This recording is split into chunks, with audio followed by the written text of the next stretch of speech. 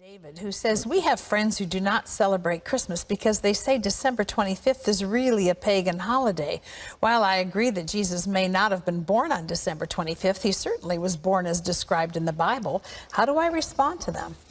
Well, in a sense, tell them they're right. You see, the winter solstice a couple of days later was the shortest day of the year, and the pagans had something called Saturnalia. And it was a time of lawlessness because all the laws were suspended. And people, a bunch of singers actually wandered the streets naked singing. And then they had orgies, sexual orgies. It was a mass thing. Well, when the Catholic Church came along in Italy, the Romans and others didn't want to give up their holidays. So they said, okay, we'll Christianize it.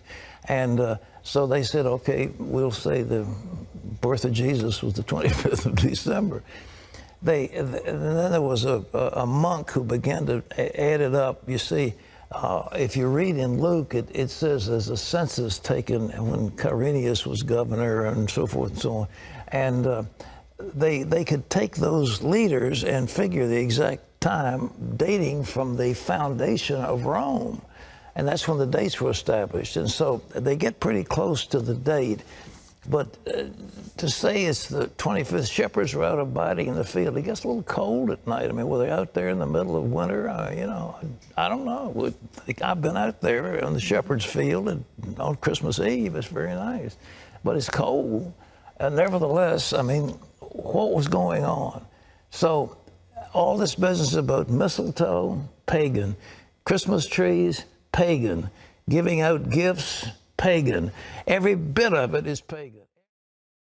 Christmas and Easter, 2 days esteemed above most others and are observed by nearly 1/3 of the human population. Millions of believers worldwide celebrate these holidays to honor the birth, death, and resurrection of the Messiah.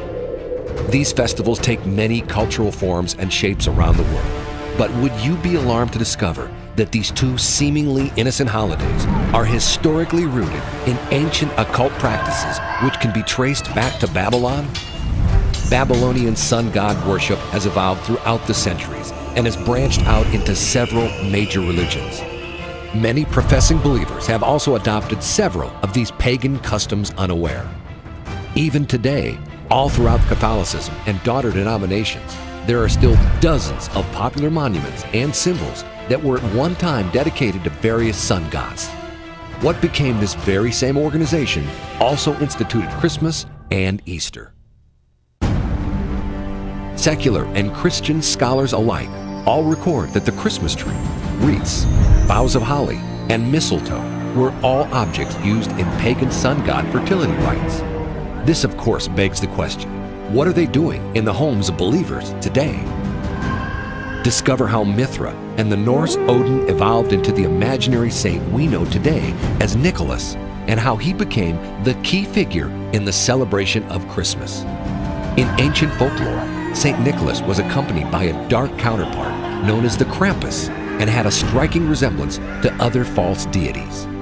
The Easter Bunny and the dyeing of Easter eggs are also symbols of fertility connected to Ishtar, biblically referenced as the Queen of Heaven.